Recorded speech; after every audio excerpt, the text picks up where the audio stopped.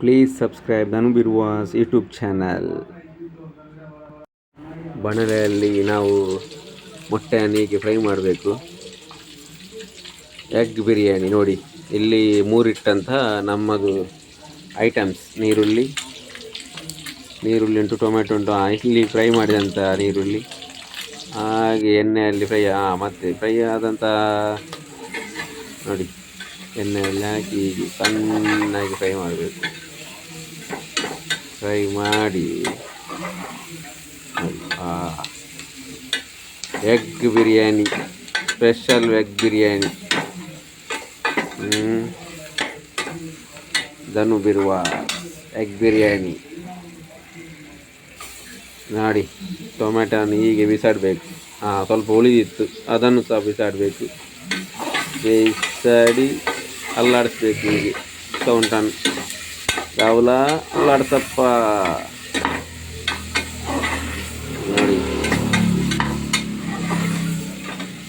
Fry ಮಾಡಿ ಇದಕ್ಕೀಗ ನೋಡಿ, ಇದು ಕೊಜಪ್ಪ ಹಾಕಿದ್ದೇವೆ. ಈಗ ನಾವು ಕೊಜಪ್ಪ ಹಾಕಿ ಚೆನ್ನಾಗಿ ಗ್ರೇವಿ ರೆಡಿ ಆಗ್ತಾ ಉಂಟು.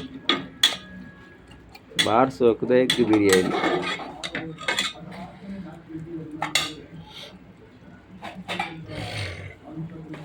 ಈಗ ಬೇಯಿಸಿಟ್ಟಂಥ ಮೊಟ್ಟೆಯನ್ನು ಒಂದೊಂದನ್ನು ಹಾಕಬೇಕು.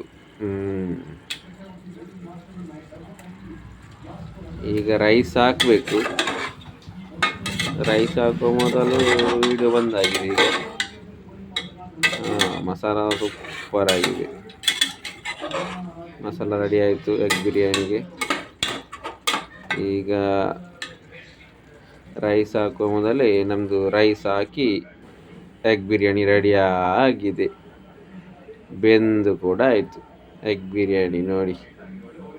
Special egg biryani ready.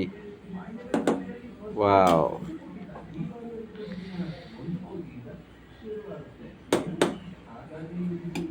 ಅರ್ಧ ಕೆಜಿ ಅಕ್ಕಿಯಲ್ಲಿ ನಮಗೆ 4 ಮಂದಿಗೆ ರೂಮಿನಲ್ಲಿ ಮಾಡಿದಂಥ ಎಗ್ ಬಿರಿಯಾನಿ ಹೇಗಿದೆ?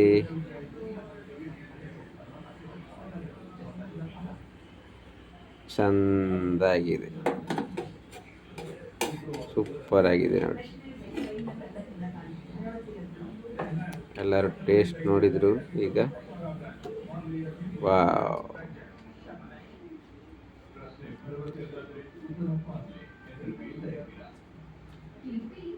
Special egg biryani special.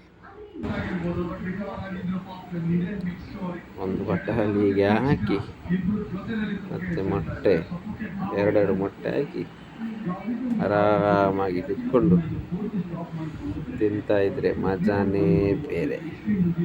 Egg biryani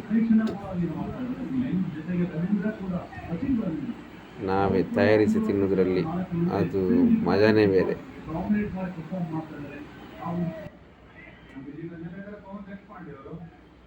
ವಾ,